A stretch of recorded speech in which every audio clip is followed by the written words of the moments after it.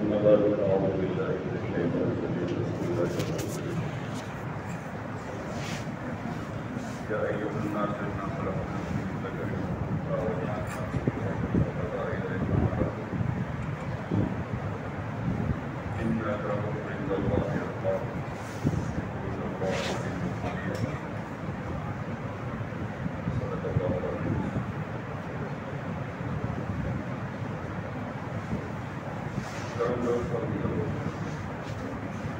اللہ جلالہ کو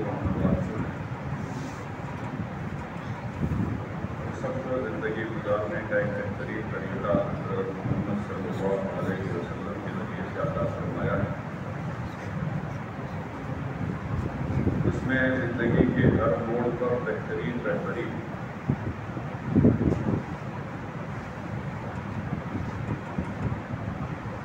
کوئی موقع ایسا نہیں ہے جس میں حضور علیہ السلام نے اپنی امت کو بغیر کسی رہبری اور علم کے چھوڑا. یہاں تک کہ استنجا کرنے کا طریقہ بھی بتایا ہے کہ آدمی استنجا کہاں کرے گا، کیسے کرے گا اور پاکی کیسے حاصل کرے گا. پانی نہیں ہے تو مٹی سے کیسے پاکی حاصل کرے گا. اس کا طریقہ بھی تفصیل کے ساتھ سمجھایا گیا. اور خود آپ علیہ السلام نے فرمایا کہ میں تمہارے درمیان میں دو چیزیں چھوڑ کر جاتا ہوں، اگر تم اس کو مضبوطی سے پکڑے رہو گے تو کبھی تم راہ راست سے نہیں ہٹو. ایک اللہ کی کتاب ہے اور دوسرا حضور علیہ السلام کی مبارک سنت. اس وقت میں نکاح کا موقع ہے تو نکاح ہمارے مذہب میں عبادت ہے.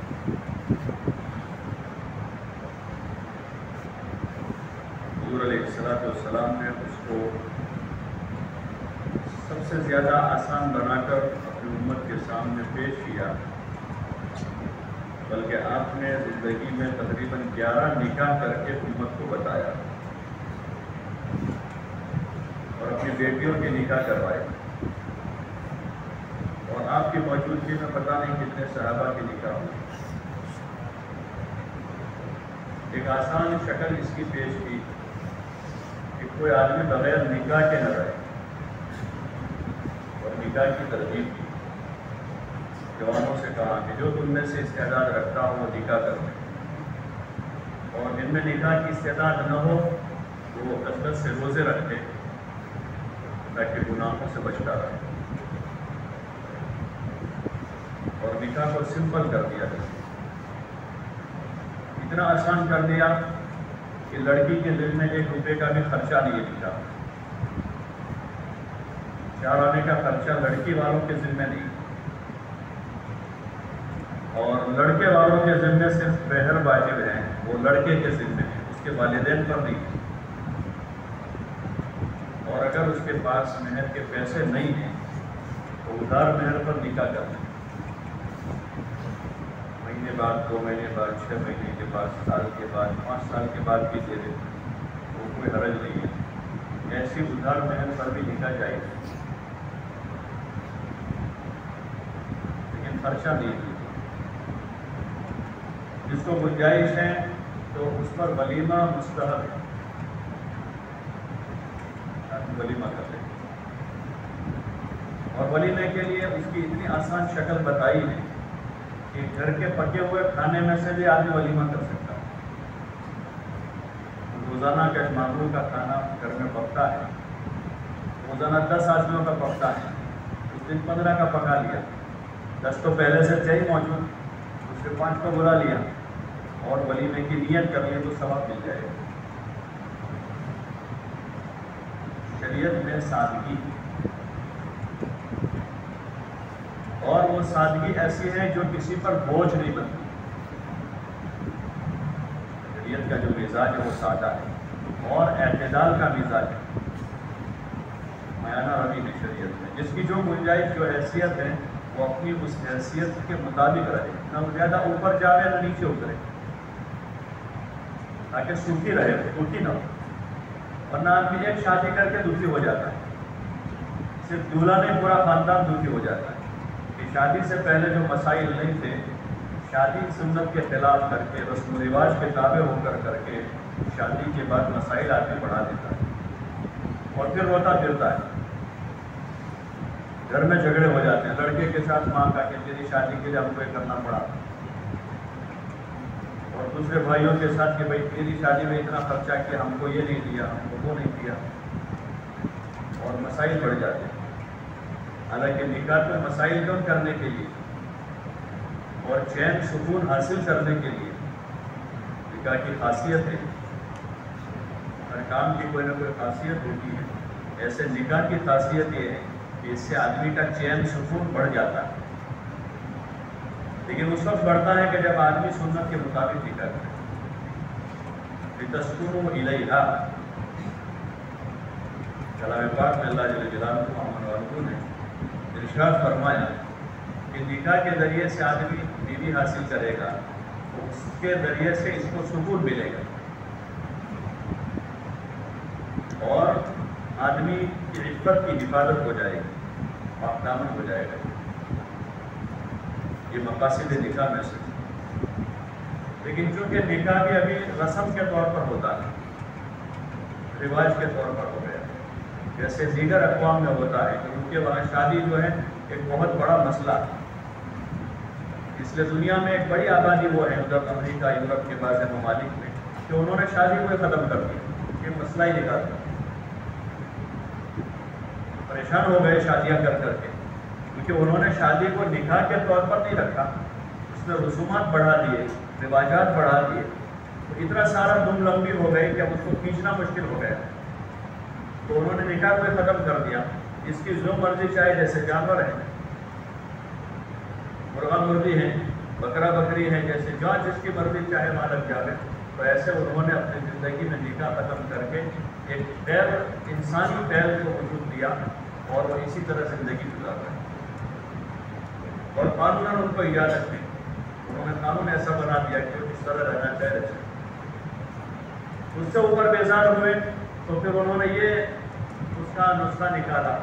کہ لڑکا لڑکے سے نکاح کر لے، یعنی ساتھ میں رہ لے، اور لڑکی لڑکی کے ساتھ میں رہ لے، اپنی عقل سے انہوں نے اس کی ایجاد کی۔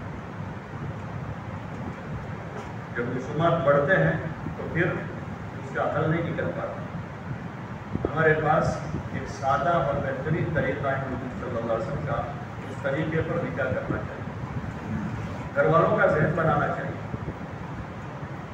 ہم لوگ ایسے اثر ہو جائے، کیا کریں، عورتیں نہیں مانتی ہیں، ہمارے لیے شرم کی چیز ہے۔ اگر ہم یہ کہہ رہے ہیں عورتیں نہیں مانتی، تو اس سے زیادہ شرم کی چیز ہمارے لیے اور کوئی نہیں ہو سکتی کہ جس مرد کو قوام بنایا ہے اور عورتوں کا نان نفع اس کے ذمہ کیا ہے، یہ کما کے لا کے دے رہا ہے، ان کی روزی روٹی کا اللہ نے ذمہ دار بنایا، واجب کیا ہے نفع کو، جن کے ذریعے سے ان کی پرورش ہو رہی ہے، وہ مرد یہ کہہ کر چھوٹ جاوے کہ عورتیں نہیں مانتی، ایسا نہیں ہے، اس میں ہمارا بھی تھوڑا دخل ہے ان رسومات میں، اور ابھی ہم نے تہیہ نہیں کیا ہے کہ ہمیں سنت کے مطابق اپنے ان کاموں کو کرنا ہے۔ اس لیے ہم طے کر لیں گے کہ سنت کے مطابق نکاح کرنا ہے، کروانا ہے، تو پھر ہمارا اپنے گھر کی عورتوں کو سمجھانا آسان ہو جائے گا۔ اس لیے ضرورت اس بات کی ہے کہ نکاح کو سنت طریقے پر لایا جائے، اور تمام قسم کے جتنے رسومات ہیں اس میں ان کو ختم کیا جائے، جتنے قسم کے رسومات، لیوڑ دیوڑ کی رسومات ہیں بہت ساری، نکاح کے موقع پر جو آمنے سامنے لین دین ہوتا ہے وہ کوئی ہدیہ نہیں ہوتا ہے، وہ تو بیپار ہوتا ہے اور سود کے ساتھ ہوتا ہے، وہ جو بیپار ہوتا ہے وہ سود کے ساتھ دھندا ہوتا ہے۔ نکاح کے موقع پر جو دو اوروں کی طرف سے ہدیہ دیا جاتا ہے وہ ہدیہ نہیں ہوتا ہے، اور نہ اس کو کوئی ہدیہ کہتا ہے، اس کے مختلف نام ہیں، اس کو کیا کہتے ہیں اپنے یہاں، ناریل کہتے ہیں، یعنی اس کو ہدیہ کہتے بھی نہیں ہیں، اور وہ ہدیہ ہے بھی نہیں، وہ تو لینے کے لیے ہوتا ہے، لینے کے لیے، اسی لیے تو ہزاروں لاکھوں روپے خرچہ کر کے بھی محبت بڑھتی نہیں. حالانکہ ہدیے کی تاثیر یہ ہے کہ کھجور ہدیے میں دی تو اس سے محبت بڑھتی ہے. ایک پیالی سالن کی بھیج دی ہے خالص اللہ کے واسطے تو اس سے محبت بڑھے گی. حدیث میں ہدیہ تو محبت بڑھے گی. 10 روپے کا ہدیہ دیں گے کسی کے بچے کو، اس بچے کو دیا ہے لیکن ہمارے اس دینے سے اس کے ماں باپ کے دل میں ہماری محبت بڑھے گی. ہمارے بچے کو 10 روپے دیے وہ ہدیہ ہے. اور حضور صلی اللہ علیہ وسلم کا ارشاد ہے کہ ہدیہ دو محبت بڑھے گی. ہدیہ تو دینا چاہیے، اور جتنا دینا چاہے آدمی دیکھتا. لاکھ روپے کا ہدیہ دے سکتا ہے، 10 لاکھ روپے کا ہدیہ دے سکتا ہے، پورا بنا بنایا مکان ہدیہ میں دے سکتا ہے، اور جتنی بڑی سے بڑی چیز دے سکتا ہے. لیکن یہ جو سسٹم ہے، یہ جو ترتیب ہے ناریل کا ہو یا اور جو جو اس کے نام ہوتے ہیں، وہ ہدیہ نہیں، وہ رسم ہے. اور وہ تو ایک کاروبار ہے جو لوٹایا جاتا ہے سود کے ساتھ، تو حرام تک پہنچتا ہوگا. اگر اس کی صحیح صورت حال فقہا کے سامنے رکھیں گے تو شاید اس کی گنجائش نہیں. اس کو ختم کر دینا چاہیے، اس کو آگے نہیں بڑھانا چاہیے. اور آگے نہ بڑھانے کا راستہ ہے کہ ہمارے گھر جب شادی ہو تو ہم نہ لے دیں، تو سب کو دے دیں،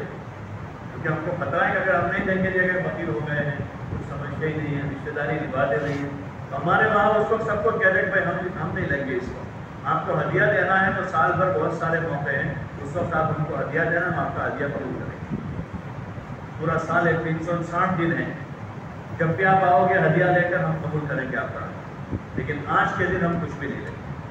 بچوں سے کہہ دیں، بچیوں سے کہہ دیں کہ آج کا دن جو ہے وہ یہ ہدیہ نہیں آئے گا، کہ جو کچھ آئے گا وہ سود کے ساتھ واپس لینے کے لیے آ رہا ہے. ورنہ یہ تو اگر حقیقت میں اگر اس کی صورت رکھ کر فقہا سے فیصلہ لیا جائے اور اگر وہ سود ثابت ہو جاتا ہے تو حرام ہے اس کا لینا دینا. اور جب حرام آیا ہے تو پھر حرام کا اثر بھی ویسا ہی ہے. اس لیے رواجات کو جنم نہیں دینا چاہیے، سنت پر آنا چاہیے. حضور علیہ السلام نے جو طریقہ بتایا ہے اس میں دنیا اور آخرت کی بھلائی ہے اور کامیابی ہے. شریعت کے مزاج میں سادگی، کسی پر بوجھ نہیں. ایک غریب آدمی آسانی سے نکاح، اس کے پاس رہنے کا گھر نہیں ہے وہ شادی کر سکتا ہے. ایک غریب کی بیٹی جس کے باپ کے پاس 2 وقت کا کھانا نہیں ان کو کھلانے کا، اور اس کے پاس 10 بیٹیاں ہیں، وہ 10 بیٹیوں کو آسانی سے رخصت کر سکتا ہے. لڑکی بوجھ نہیں بنے گی. اور شادی کے بعد کی جو زندگی ہے میاں بیوی کی، تو آپس میں محبت توجہ کے ساتھ رہے. لڑنے کے لیے تھوڑی شادی کی، شادی تو سکون کے لیے کی،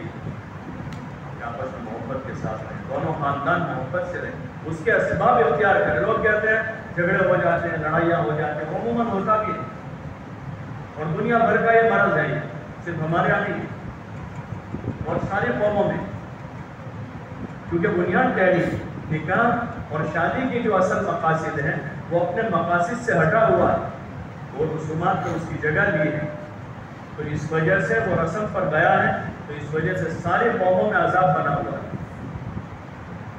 آپس میں لڑائیاں ہیں، جھگڑے ہیں، میاں بیوی میں، دونوں خاندانوں میں اور دونوں طرف کی رشتے داریوں میں. وجہ اس کی ہے کہ سنت سے ہٹا ہوا. جس دن سنت والا طریقہ اس میں آ جائے گا تو یہ تو 2 خاندانوں کو جوڑ رہے ہیں، صرف 2 میاں بیوی کو نہیں، 2 خاندانوں کے جڑنے کا ذریعہ. ایک اجنبی خاندان ادھر کا ہے، ایک اجنبی خاندان یہاں کا ہے. ان 2 کی وجہ سے 2 خاندان جڑیں گے. رشتے داری بڑھانے کا ذریعہ ہے، رشتے داری بڑھانے کا ذریعہ نکاح کا. لیکن جب وہ اس طریقے پر نہیں ہے تو ابھی رشتے داریاں گھٹ جاتی ہیں. 2 بھائی بہن لڑکے لڑکی کی لیور دیور کرتے ہیں، بھائی کا لڑکا ہے، بہن کی لڑکی ہے، نکاح ہوئے، نکاح سے پہلے بہت اچھے رہتے تھے 2 بھائی بہن، اور مہینہ 2 مہینے 6 مہینے میں ہوئے، عیدوں کا جھگڑا ہوا اور 2 بھائی بہنوں کے تعلقات ختم ہو گئے اور ہمیشہ کے لیے ختم. کبھی کبھار ملتے ہیں خالی ویسے ہی فارمیلٹی کے طور پر، باقی دل سے اندر سے وہ محبت نہیں رہی جو بیٹا لڑکی دینے کے بعد جو پہلے محبت تھی وہ بعد میں نہیں باقی رہی. اس لیے ضرورت ہے کہ رسومات کو ختم کریں اور اس کو سنت والے طریقے پر لانے کی کوشش کریں. اور سنت میں سادگی اس وجہ سے کہ ہم غریب فقیر ہیں اس لیے ہم کچھ نہیں کر رہے ہیں. مالدار ہو کر آدمی سادگی اختیار کرے، اور جو مال خواہشات اور لایانی پر خرچ کر رہے ہیں وہ مال اللہ کے نام پر لگا رہے ہیں، وہ مال عام مسلمانوں کی ضرورتوں پر لگا رہے ہیں۔ آدمی اپنے نکاح میں 2 لاکھ روپے خرچے کرنے کا ارادہ رکھتا تھا، لیکن اس نے اپنے بیٹے کے نکاح کو سادہ کر دیا اور 15-20 ہزار روپے کے خرچے پر نکاح پورا کر دیا۔ اب 2.25 لاکھ روپے جو بچے ہیں اس کے ذریعے سے دوسرے 7 نکاح ہو جائیں گے۔ کسی غریب کا بیٹا ہے، کسی غریب کی بیٹی ہے، 15-20 ہزار روپے ان کا تعاون کر کے ان کا نکاح کروا دیں۔ کسی کو کمرے کی ضرورت ہے اس کا کمرہ بنوا دیں تاکہ وہ مال صحیح جگہ لگ جائے اور آخرت بننے کا ذریعہ بن جائے۔ اس لیے کوشش کرنی چاہیے